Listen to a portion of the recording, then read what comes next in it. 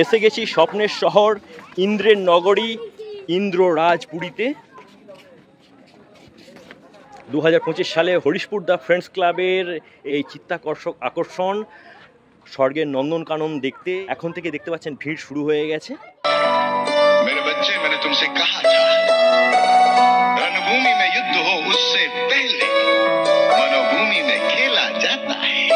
বন্ধুরা যারা দূরে রয়েছেন, আসতে চান, দেখতে চান এই হরিশপুরের দ্য ফ্রেন্ডস ক্লাবের এবছরের উপস্থাপনা ইন্দ্ররাজপুরী, ঘাটাল থেকে প্রতাপপুর শিলাবতী নদী মাঠ ধরে মাত্র 7 কিলোমিটার আসলেই পৌঁছে যাবেন এই রাজপুরীর অন্দরমহলে।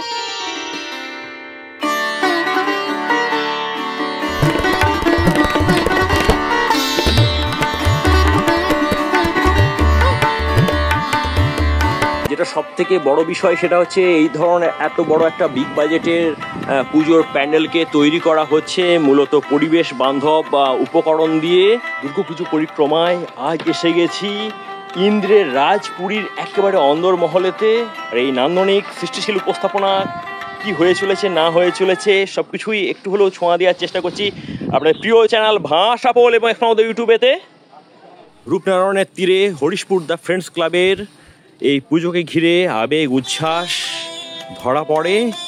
আর এই হচ্ছে ইন্দ্ররাজপুরীর নন্দনকানন, স্বর্গের উদ্যান এই ইন্দ্রনগরী রাতেতে এক মায়াবী আলোকসজ্জায় সুসজ্জিত হয়ে উঠেছে।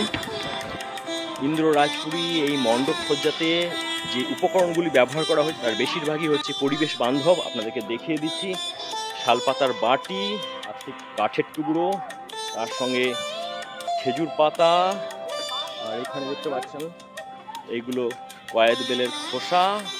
এই সমস্ত কিছু দিয়ে সুনিপুণভাবে মণ্ডপটাকে দর্শকদের সামনে তুলে ধরা হয়েছে। এবারের মাতৃপ্রতিমার সবথেকে বড় চমক হলো মায়ের অলংকার মাটির গহনা দিয়ে সাজানো হয়েছে। আর চতুর্থীতেই দেখতে পাচ্ছেন মায়ের মূর্তি দেখার জন্য ভিড় লেগে গেছে।